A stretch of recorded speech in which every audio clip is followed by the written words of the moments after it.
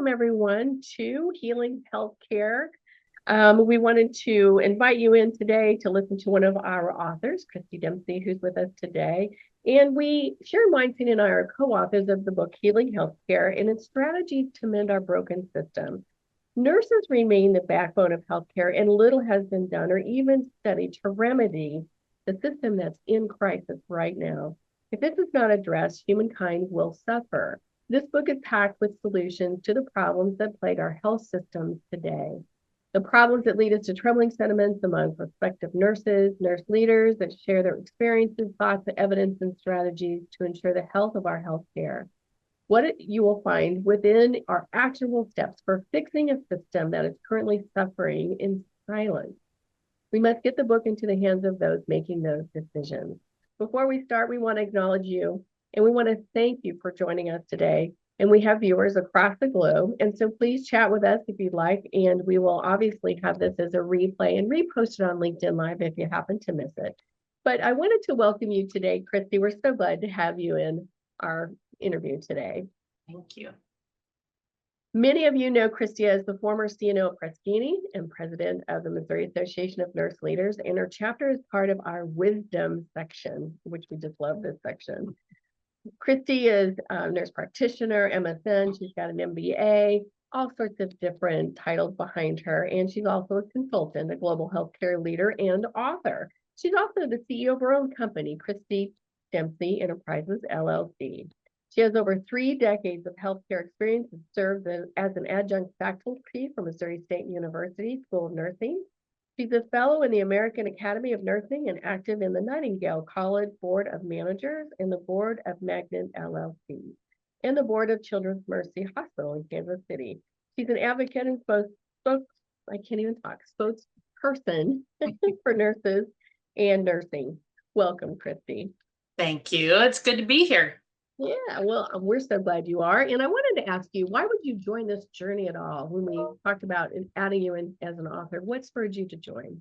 So I've often said I have a 360-degree view of healthcare because I've been a nurse for right about 40 years now.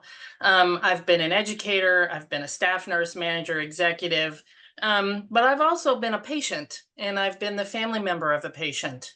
And so that lens, it changes the way I think about healthcare. And having just gone through with my husband's devastating diagnosis of oral cancer, I can tell you that healthcare is broken. And so I have spent my entire career trying to make it better. And this is one more step in that journey. Yes, well, we thank you for being a part of that, because in your chapter, and you just spoke to it briefly just a minute ago, that 360-degree lens, and your prediction and then the prediction of surveys that you speak in your chapter is over 600,000 nurses leaving by 2027, which is the jaw-dropping statistic that we see over and over. And I'd love to know a little bit more about what is the greatest challenge that is facing nurses today that takes away their joy in that journey? So I don't think it's one thing. I think it's multifactorial. So I'm going to start with education. Our education system in nursing has focused a lot on the tasks involved with being a nurse. How do you start an IV? How do you document? How do you use the equipment? What are those tasks? And you got to be really good at those tasks. And then we educate to make sure that they pass the NCLEX and the licensure exam for nurses. And so as a result, when colleges of nursing are measured based on first-time NCLEX pass rates, then they're going to limit the number of people that they admit to those who are likely to pass on the first time. There are a lot of people who want to be nurses who may not have that kind of grade point average, who may not be able to pass on the first time. So we are missing out on people who may be wonderful nurses because they can't pass a licensure exam on the first time. So that's part of it. Then the part about teaching the task and not the art. So we teach a lot of the science, which is great, but we're forgetting the art of nursing. Nursing was always looked at as a holistic profession. We don't just look at the body. We don't just look at a diagnosis or a treatment. We look at the whole person in the context of their community and their family. And that looking at the person that you're caring for in that way brings joy, right? You are doing something important, something that's meaningful. If you're going in to start IVs and document and those kinds of tasks don't bring joy. So I think we have forgotten a bit about why we do what we do, because that's the joy, right? The joy is knowing that you make a meaningful contribution, knowing that you make a difference in another person's life. Then we had COVID, and COVID caused all kinds of issues. In the beginning of the pandemic, nurses were heroes, right? Healthcare were heroes. But towards the end of the pandemic and now, not so much. And the increase in violence and incivility in healthcare right now, we have to change that. If I'm afraid to come to work because I'm afraid I'm going to get hit or spit on or disrespected, even by my colleagues, do I want to come to work? Do I feel safe in coming to work? I talk in my chapter about Maslow's hierarchy. Safety is at the bottom of the pyramid. And if you don't feel safe, you can't progress up to that actualization at the top of the pyramid. And that's where we are today. The people who are coming into our health system as patients don't feel safe. And the people who are taking care of them don't feel safe. We've got to get back to basics and make people feel safe. That is a horrible feeling. You talk about, nursing's almost become a check the box nurse. So putting the health back in healthcare, like you said, is it's almost like a jump start, putting it almost a system through code blue to figure out how are we going to ignite, the heart love back into this, profession. And I don't think, if you're a listener here, I don't think listeners, if you're not a nurse within the healthcare system, need to understand this incivility is very real, with patients and just within the systems themselves. And like you said, if you don't feel safe, no one's going to speak up. So we have to find out how can we hear those voices and take action. And you're so right. So right. I wanted to ask you, as far as, your key takeaway from your chapter, give us some of those thoughts around how to create this transformative change. How do we bring back that joy? So you can't get a sense of belonging or to that self-actualization until you feel safe. So I think the first thing we have to do is make people who are doing the work every day, taking care of patients, feel safe in that work. Once they feel safe, then we can start talking about, why do you do what you do? And how can you be a part of the decisions that are made in this organization?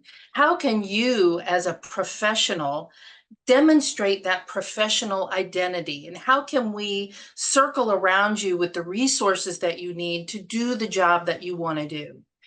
And I think those are things that remind us. The other thing I think is, we have to remember the people who we are taking care of are not just patients. They're people with lives and jobs and hobbies and things that are important to them. And we need to understand how to connect with them. Because when we connect with them, that not only makes them feel safe in our care, it brings joy because we are doing something important. And I think recognizing that when you care for another person, you are caring for them at their most vulnerable point. Right. They're scared to death. They have no control. So you have an opportunity as a healthcare provider, nurse, physician, nurse practitioner, physical therapist, to make them feel safe. And in so doing, you feel joy because you're doing something important. I love that. I want to ask you, it kind of brings a question up for me. How often do you feel that leadership within systems asks the employees or the nurses or anyone that works within their system, how safe do you feel? Well, it's a question on most engagement surveys. And so you're going to have varying degrees of understanding about that. Right. I think but we've been talking a lot over the years about keeping people safe. So we keep them from falling down, and we keep them from getting bloodstream infections, and we keep them from, falling out of bed. That's fine, but do they feel safe? On the staff side, we make sure that they have the appropriate policies and protocols to keep them safe.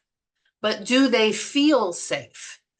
And I think there is a distinct difference there. You may be doing all the right things to keep me safe, but if I don't feel safe, it doesn't matter. Right. Yep. And I think that's the problem. Yeah. And I heard you say that too. If you go from a task safeness, we're talking about emotional, mental, physical, just this overall human side of safety, that feeling of safety, and no one's feeling that right now. I think that's what what you're trying to say is there's that really big disconnection for people. So, for leaders, sometimes asking the right questions, that making sure that you have a safe environment where people can share the things that they don't feel they're going to be chastised for or looked down upon, or, even potentially a lot of fear of feeling like, they're going to let me go, even though there's such a huge need. Some of that feels incivil if we don't address the human human side of nursing. Right. And I think that's kind of what you're saying. Yeah. Yeah. I also think there's a lot of conversation right now about staffing and the nursing shortage. And there is a nursing shortage. And the best people to solve staffing issues are the nurses who are delivering care on a daily basis. And I think the understanding has to be that we have to involve the direct care staff in any decisions around staffing. We also have to make sure that there is recognition that simply closing beds or mandating nurse to patient ratios is also not going to work. Yeah. Because if you don't have enough nurses to fulfill a mandated ratio, then your only recourse is to close beds. But patients still get sick. Yeah. They're still going to come to the hospital.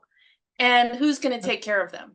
So I think making sure that nurses are at the table, that we are really fostering innovation around how we care for patients, who cares for them, where are they taken care of, and how do we care for them in the best way possible? Nurses need to be at the table to help decide those questions.